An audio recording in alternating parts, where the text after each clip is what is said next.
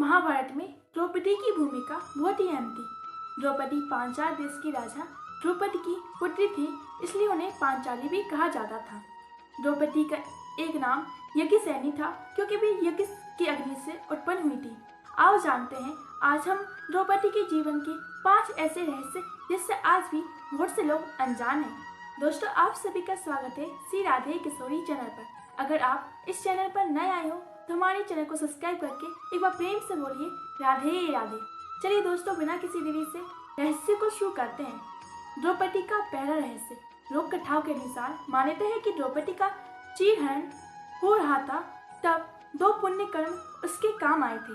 पहला तो यह था कि द्रौपदी जब गंगा नदी में स्नान करने जा रही थी, तब वहाँ एक साधु स्नान कर रहे थे, तो साधु की धोती हवा में उड़ गई थी। अब इस अवस्था में साधु बाहर कैसे निकलते? तब द्रौपदी ने उस अवस्था में साधु को देख लिया और तब द्रौपदी ने अपनी साड़ी का कुछ पल्लू फाड़कर साधु को दे दिया। तब साधु प्रसन्न होकर उन्हें आशीर्वाद देते हैं, कभी भी तुम्हारा आत्म सम्मान को छीनने का कोई प्रयास करेगा तो वह उसमें सफल नहीं होगा।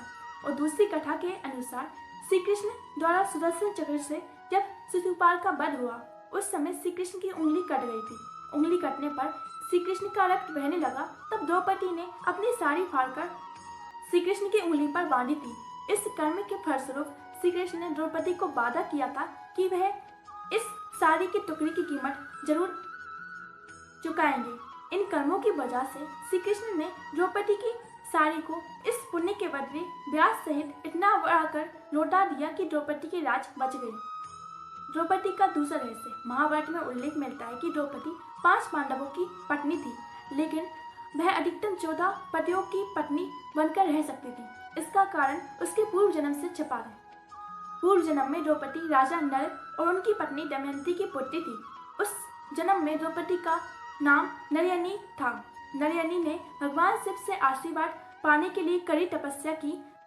नरयनी ने 14 इच्छित गुणों वाले पति का आशीर्वाद माना। यद्यपि भगवान शिव नरयनी की तपस्या से प्रसन्न थे, परंतु उन्होंने उसे समझाया कि 14 गुणों का एक व्यक्ति का होना असंभव है। किंतु जब नरयनी अपनी जिद पर अड़ी रही, तब भगवान शिव ने उसकी इच्छा पूर्ण करने का वरदान दिया। इस वरदान में अधिकतम 14 पति होना और प्रतिदिन सुबह स्नान करने के बाद वह कुंवारी होना भी शामिल था। इस प्रकार द्रौपदी 5 कन्याओं में से एक बनी थी। भगवान शिव के आशीर्वाद स्वरूप ये 5 गुण 5 पांडवों में मौजूद थे।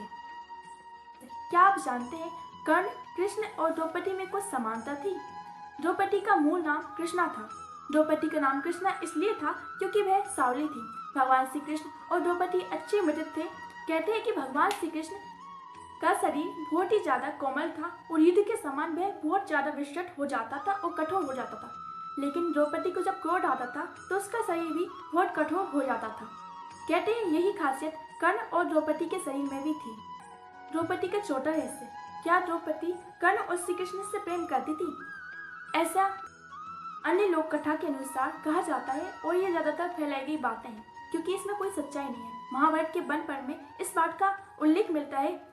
द्रौपदी ने सत्यभामा को पत्नी धर्म निभाने के नियम बताए थे।